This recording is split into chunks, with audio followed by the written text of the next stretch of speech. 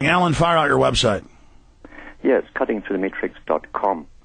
And as I say, I've got lots of documentation on there. I go through the history of this and try to show the big picture. We've got to understand the big picture and the long-term planning. That's the hardest thing for the average person to understand.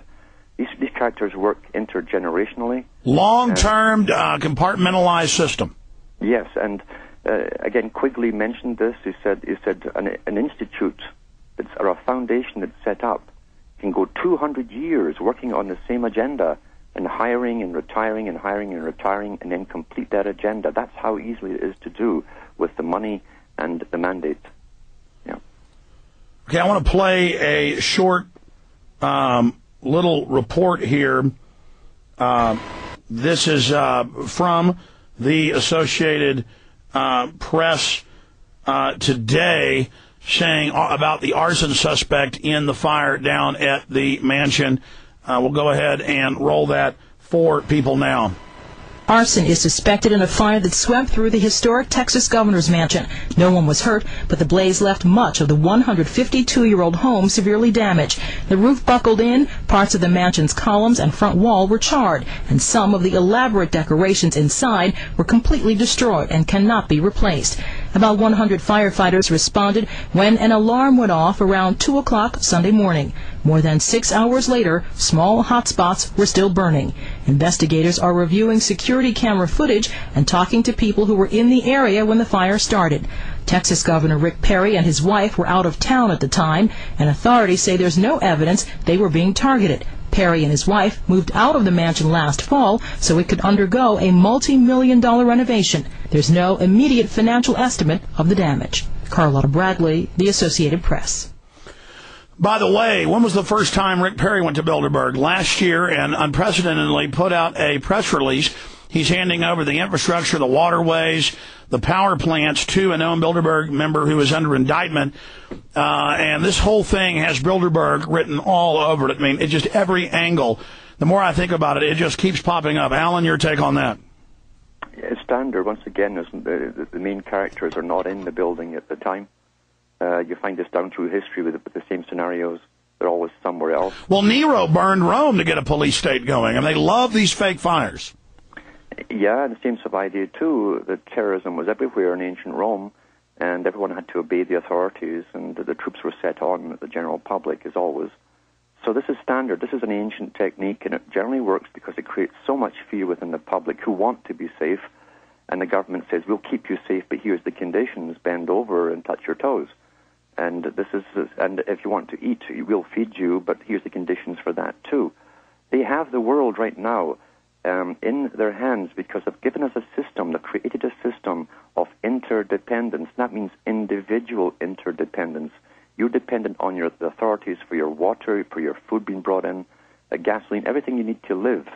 And they know this. They have the big, powerful cartels that run all of this. And this is going to be used as the biggest weapon very shortly.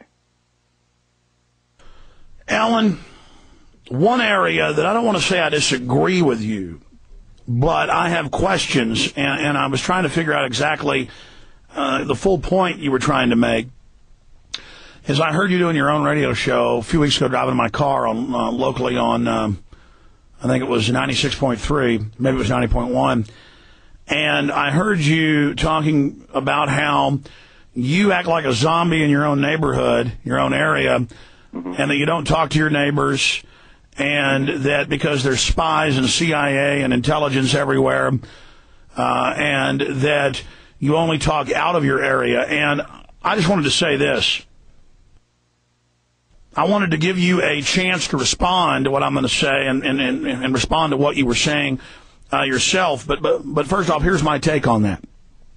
We have to be more open than ever. We have to be louder than ever. We have to point out that they're the terrorists, they're the criminals, they're illegitimate, they've lied a billion times.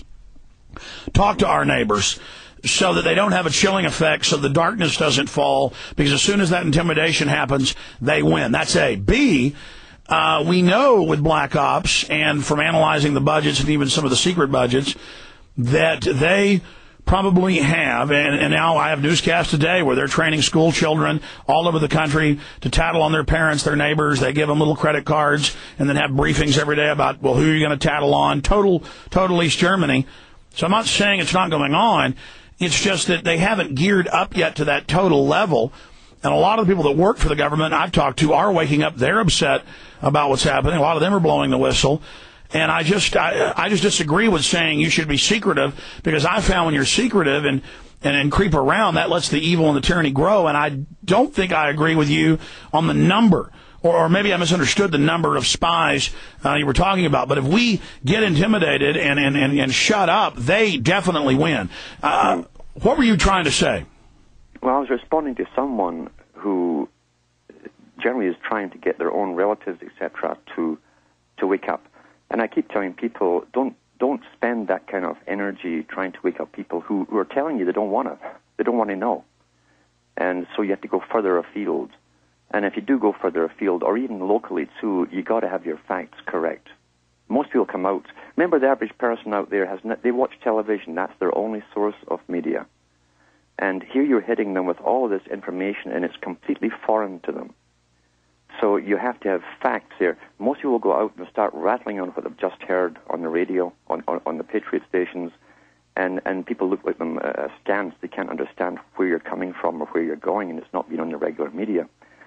I try to tell people, especially here where I am here, I mean, I can't afford to know the locals, because I know how the chain of gossip gets to the police where I am. In the British Commonwealth countries, this is standard. Well, I have to agree with you. I mean, if you show somebody a Ron Paul video, sometimes you get arrested, because the police, they have a system where if they get called, they won't respond to a real crime or a robbery or a shooting half the time, or your car being stolen, but they will then respond to just a petty rumor, and it's encouraging that.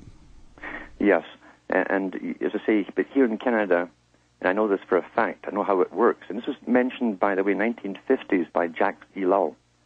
He said that since the 1950s onwards, they'd already set up the spy system. He says, even if you live in a rural village in any of the Western Hemisphere, he says, at that time they're using a Cardex system. And even the gossip that gets to your local restaurant or cafe or whatever that you attend, or the gas pump that you pop into, it gets put back to the police, and they take records on that. He says this is unknown by the general public, and today it's much, much worse. So you have to... Well, certainly, we're going to go to break, but right now let me play a clip from San Antonio News about the Tattletale Squads. Here it is. You know, in the San Antonio Independent School District, the district launched a Crime Stoppers program itself today. Students can now help police catch other kids and even adults committing crimes, and they can be rewarded for it, just as with the regular Crime Stoppers program. Students can remain anonymous. And anything we can do to encourage kids to come forward and be productive parts of our community is a very, very good thing. The San Antonio District students can call 227-TIPS to report a crime. Rewards range from $25 to $250, but they can reach up to $1,000. And by the way, we know about that program for 10 years in Austin and all over the country. They debrief you daily and ask about your parents. Boy, that's freedom, isn't it, Alan? It is, and the FBI are recruiting ones that got into trouble and then let them off on condition that they tattle, and giving them little perks if they do this for them. Yeah, it's a total criminal state. Total criminal state. Stay there, Alan Watt. I'm Alex Jones. We'll be right back.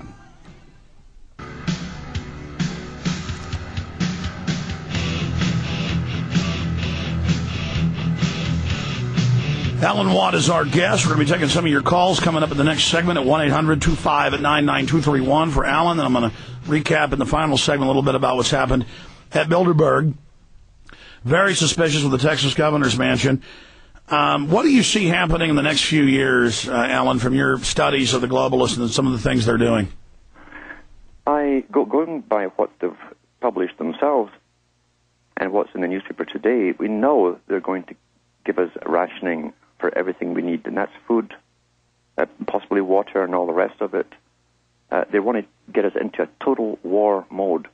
And they're also using the high-tech weaponry. They've been spraying the skies across most of Canada here for the last 4 days, and it's so hot and humid. And you see them spraying like crazy. They're using HARP technology along with it. They must convince the public that we are the problem on the planet. And now the universities admit there's a spraying program. I mean, it's just all drugs in the water, everything. Yes.